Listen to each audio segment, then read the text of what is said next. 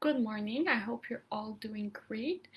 We're gonna get started with our live today. So, I hope it works well.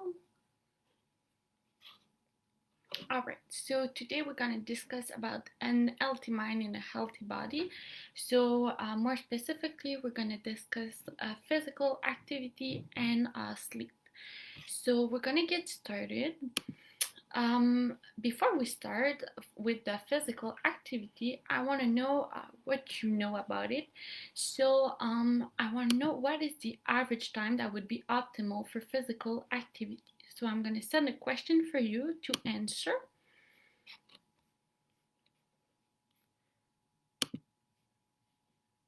There you go. You should see a question on your screen. So, what is the average time that would be optimal for physical activity? So, 150 minutes of moderate intensity or 75 of high intensity per week, 60 minutes of moderate to high intensity per day, or 2-time muscle strength training per week. So I'm gonna give you a couple seconds to vote.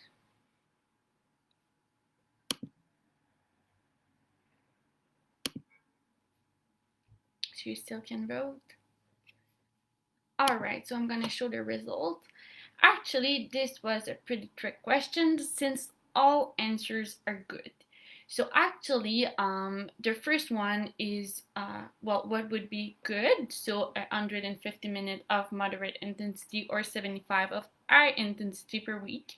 It would be actually recommended to add to that 2-time muscle strength training per week. And what would be like the golden standard would be 60 minutes of moderate to high intensity per day. So actually here all answers were good. Alright, so why is that important to do a physical activity? Actually, first of all, for the global health, so heart problems, diabetes, and everything related to health is really favorable to do physical activity.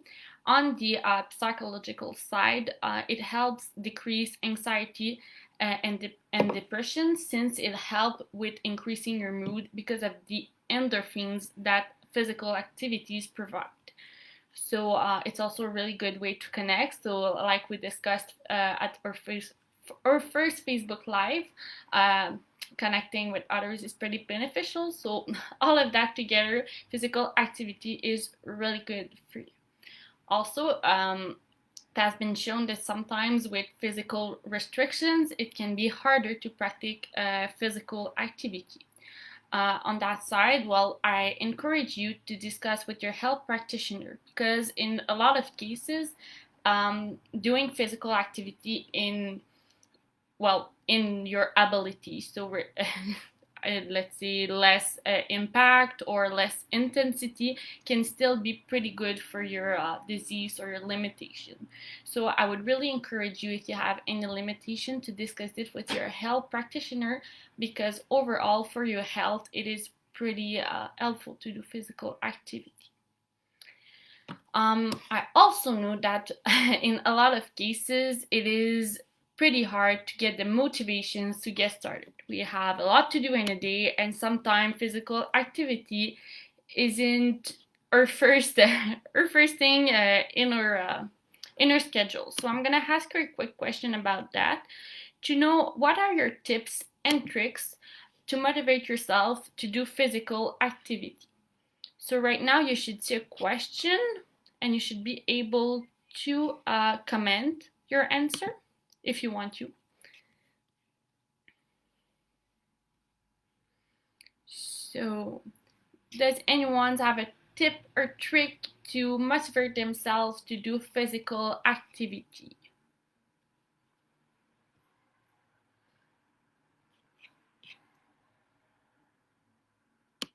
So I'm going to give you a couple seconds to write your answer if you want to, or to think about it.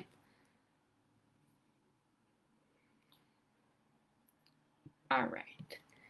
So I have one tips or tricks like you want for you. It's called the 5 minute rules. So basically, when in a physical activity shows, you can start for 5 minutes. So let's say you want to go take a walk. I encourage you to start with the mind that you're going to do 5 minutes. And then the chances are that after 5 minutes, the motivation would hit and you will want to continue. If not, it is okay to stop. But at least start by doing 5 minutes. So this is a pretty good way to start with the 5 minute rule. So you're doing it for 5 minutes, and then you have the choice to stop or to continue. Also, I would really encourage you to start with baby steps. I know that the golden standard of 60 minutes per day is pretty big still, but at first you can start with doing 5 minutes per day, and then you can add another 5 minutes in a couple of weeks. So doing it in a progressive way, it helps you to maintain your progress, because if you do a lot in one time, you're pretty gonna get not really like it, or it's gonna be too much, and want to restart the other day. So that's pretty much about it for the physical activity. It is pretty important because of what it does for your body and your mind. So I really encourage you in being active.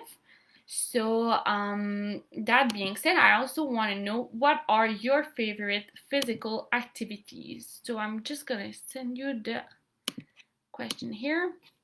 Maybe you want to share with us what are your favorite ones in the comments. It can also give idea for some who have maybe less idea of what they could do. I don't know, what are your favorite one? As being myself an aquafit teacher, it's sure that aquafit seems to me to be a really good idea, since it reduces the impact and it's pretty a good way to do high intensity too. Oh, walking my daughter to school, that's a good one. So you're doing practical and physical at the same time. So this is also a really good strategies and tips and tricks. So you can join two things together. That's a good one. Does anyone have other idea of their favorite physical activity? Oh, kayaking, that's really fun. I love paddle boarding too. I love water actually, so this is a good one.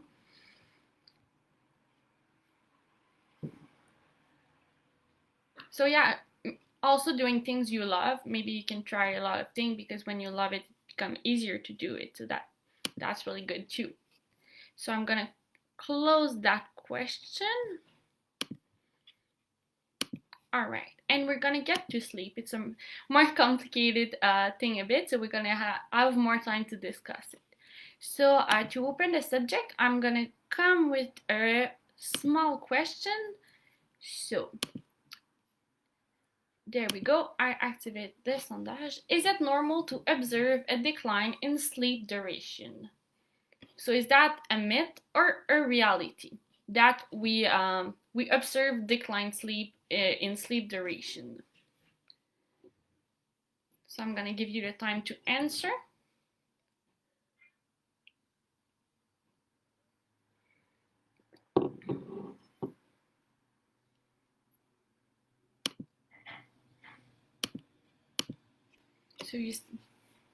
So someone says reality.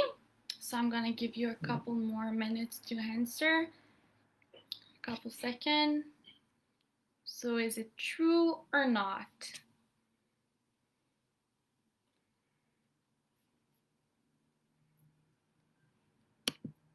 All right, so it is actually a reality that with time and age, it is normal to observe a decline in sleep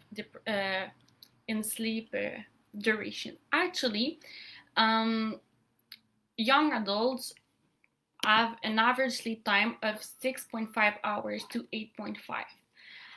Then in the later age, it's a time that reduced to 5 to 7 hours. So it is actually a pretty common thing. even though it reduces, some have more difficulties with sleep. Actually, in Canada, more than 1% out of 5 over 60 years old experience insomnia. So that's a pretty common thing. So actually today we're going to discuss tips and tricks to reduce insomnia or just times to fall asleep. So first of all, there are some factors that contribute in insomnia. So in that we have frequent daytime napping.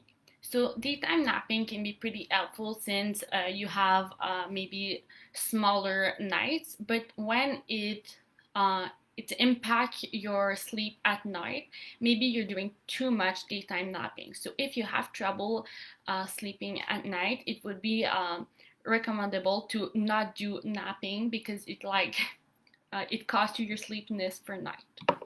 Then there's spending too much time in bed. Insufficient daytime activity. So we're getting back at our physical activities at the beginning. Doing physical activity actually uses our energy, and it secretes endorphins that can be pretty good for later for your sleep. So it could be a pretty helpful way to increase sleep.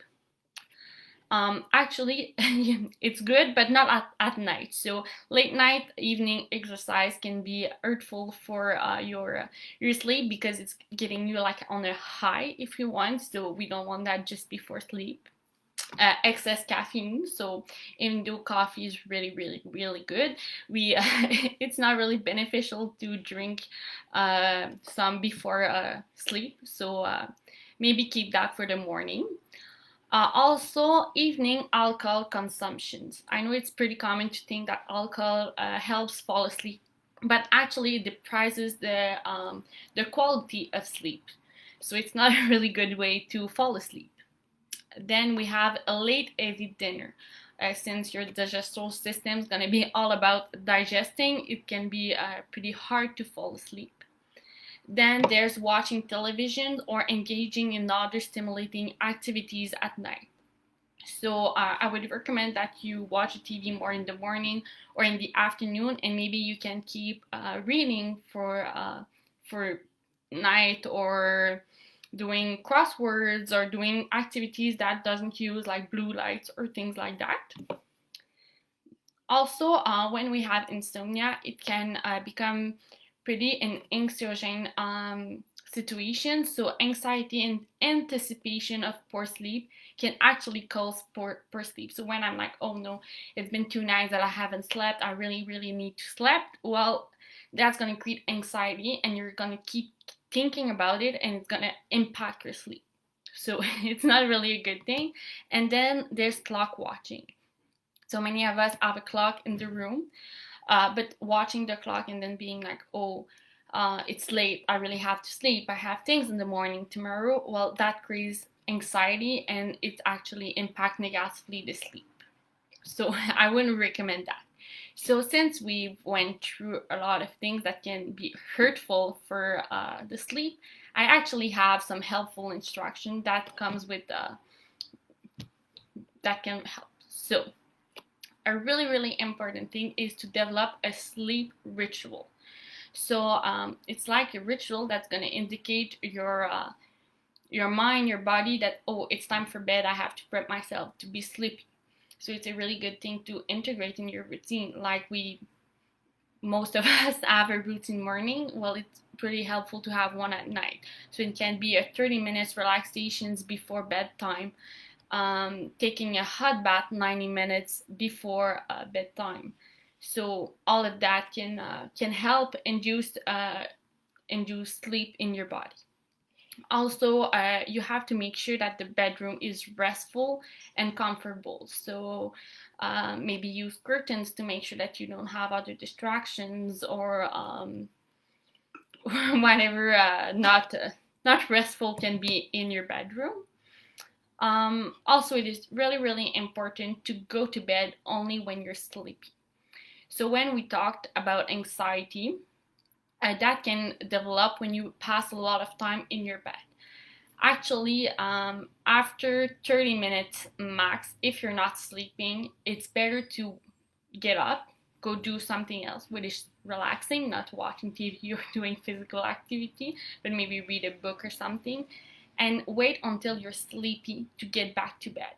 We don't want to create a situation when you get frustrated about being in bed and not being able to sleep. So it's not beneficial. You're better to stand, go do something else, and come back when you're sleepy.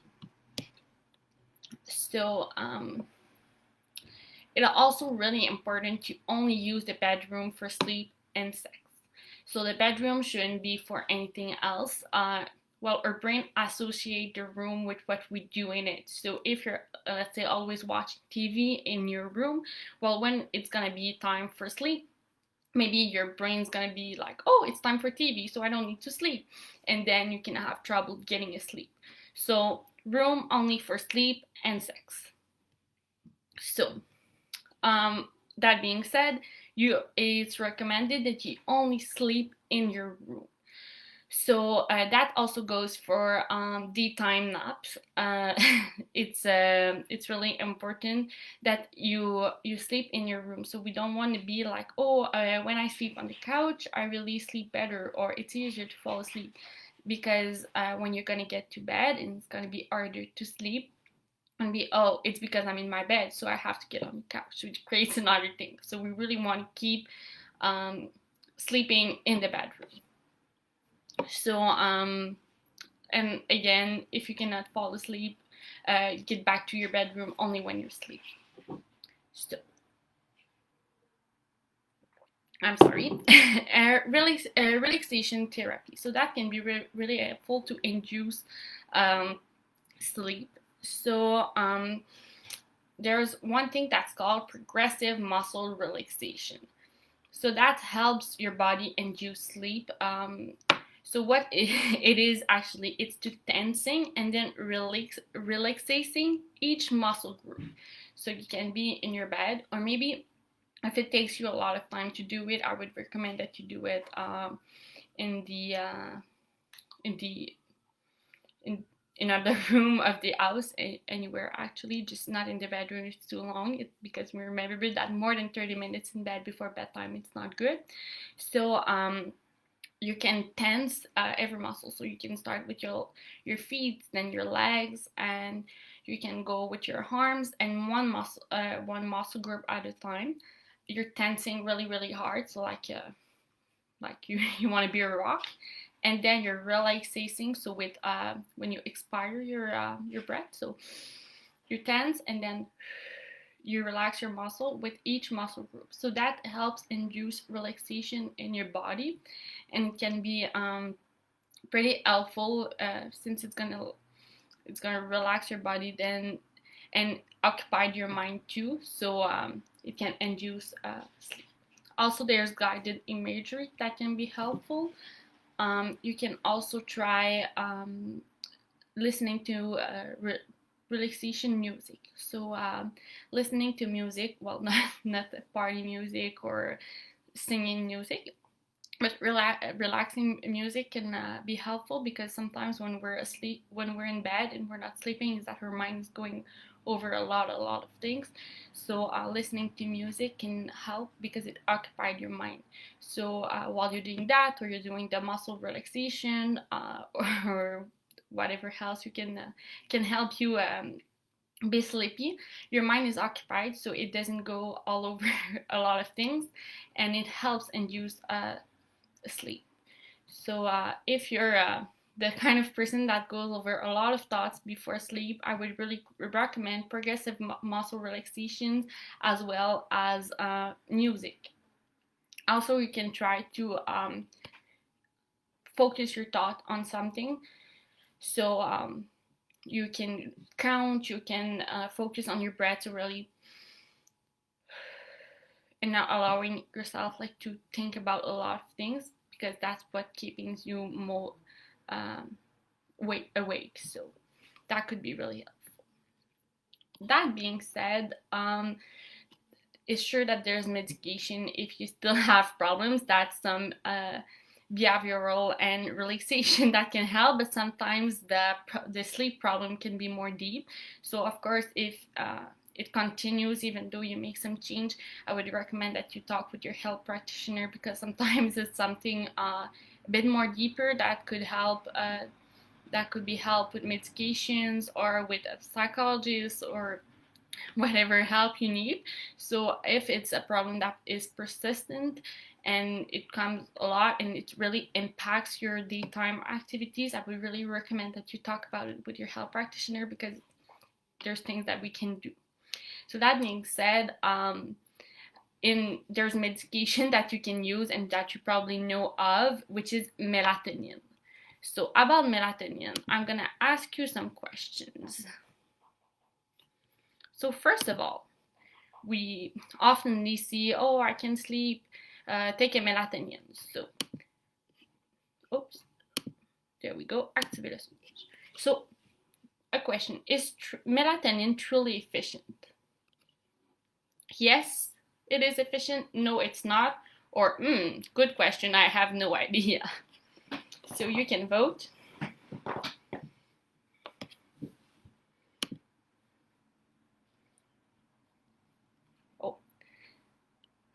Someone thinks it's a good question.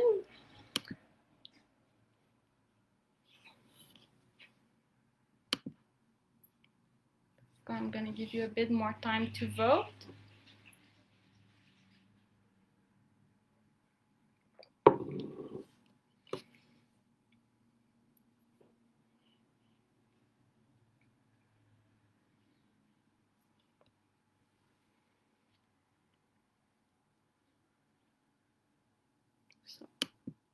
Alright, so actually the good answer is yes. It has been shown that melatonin can truly help. Again, it helps when you combine it with other tricks that I gave earlier, or sometimes if it's a deeper problem, maybe melatonin won't be enough, but it has been shown that actually it can help. So before giving you the explanation about why melatonin can be a helpful thing, I'm actually gonna ask you, so why does melatonin improve sleep? So you should see the question on your screen. So why does melatonin improve sleep? First one, it's a placebo effect. So a placebo says that you take something, and because you think you take something, it actually helps. So taking melatonin, since it's a sleep pills, it helps you because it tricks your mind into thinking you're sleepy. Second one, help with the coordination of circadian rhythm. So circadian rhythm is the sleep and waking up schedule in your body. 3 is helps metabolize psychoactive substance such as coffee. So since it's a sleep pill, if you have coffee in your system, it's gonna help eliminate it so you can sleep better. And then helps slow down the digestive system. So since we talked, heavy meals can impact your system. Maybe if we slow it down, it can help. So I think it's a pretty hard one, but I'm gonna give you a couple seconds to think about it.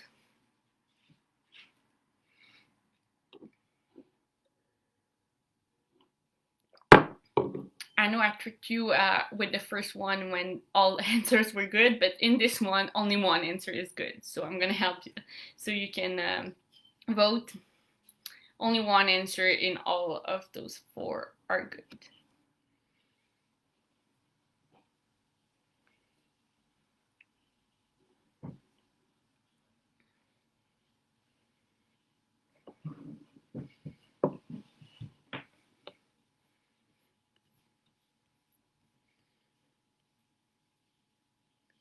Alright, so I'm gonna give you a couple more seconds to try and vote, and then I'm gonna close it.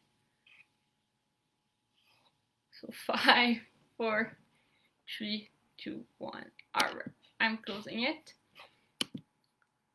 So the good answer was that it actually helps with the circadian system. So the coordination of the circadian system.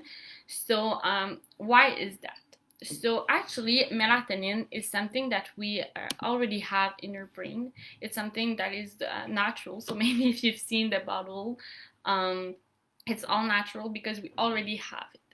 So actually, melatonin, what it does, it's at night. So when the light is coming down, your brain is gonna send some melatonin, and then it's gonna talk to your brain and says, I'm sleepy, it's time to go to bed. So when you're taking melatonin, what it does, it's like giving that warning or that communication that you're sleepy um, earlier than what your brain would do. So sometimes we don't have enough melatonin. So for multiple reasons, sometimes before because we travel, so we're all on jet lag, or because we have trouble falling asleep, or well, there's multiple reasons. We had too much light, so our brain wasn't ready to go to bed. So that can be helpful because it's gonna give a little boost to our brain to to talk us into sleep. So it's sure that it can help, but not taking too much, because our brain is actually able to produce it on its way. So all the tricks I gave earlier would be better to try first, because our brain is able to do it without any supplements. So I would recommend that you try those things, but if it really gets worse, it can be helpful, and taking some here and there, it's okay, and it's not hurtful for you. Even though, well, like it says on the bottle, if you use it for too much time, it would be recommendable that you talk with your health practitioner, because you should need to take that much.